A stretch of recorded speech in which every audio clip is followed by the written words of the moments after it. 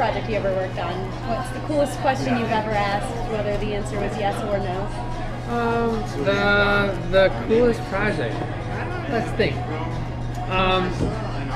Yeah, I think it was in graduate school. I was moonlighting in a group that was it was in a different building. My buddies were there though, my workout buddy, and these guys that like to play fantasy football, which I really enjoy and I'm really horrible at. So I would go over there and while trying to get information about who I should start or not on my team, which I was terrible.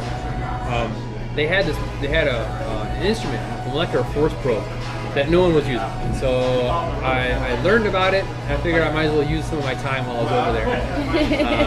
And I read this paper that someone had taken this molecular force probe, and it's like a little lever on a record player. It just comes down and touches the surface.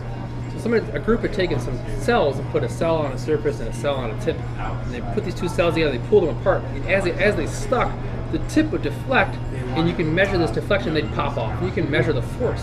Well, that was pretty cool. So I thought to myself, well, I was working on the time between how tumor cells and platelets in the blood were interacting.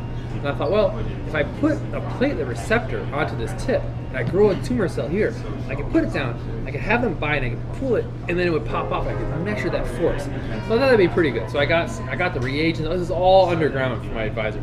I got some reagents, I got the tips out, I did all these experiments, and I finally presented this to my advisor, who was a little annoyed in the beginning, but then thought it was a cool idea.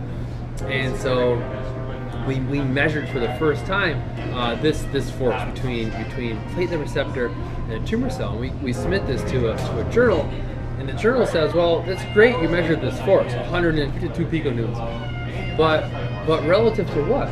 So that's a good point. So I got a white blood cell. That's what fights the inflammation. So I put that on a white blood cell and the same receptor, and I measured that force. It was like 7.8 piconewtons. So I was measuring relative now. I benchmarked it relative to a white blood cell, how tumor cells, and we published that paper, and it's been cited. It's gonna cross 200 citations soon.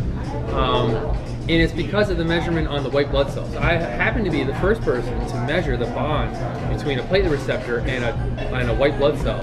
And I did it as a control that was asked by a reviewer that I had no idea that I was going to define that. No one cites the tumor cell part at all. Really? But they just cite this as like a fundamental measurement between a white blood cell and a platelet. Wow. So that was the coolest project because even in my own discovery, it wasn't what I was going for, and it wasn't even the result at the time that I thought was important. But that's been used when people do models of platelet leukocyte interactions. They use that as a fundamental number. Wow. So that was the coolest project because it is totally used for something I was not going for in the beginning.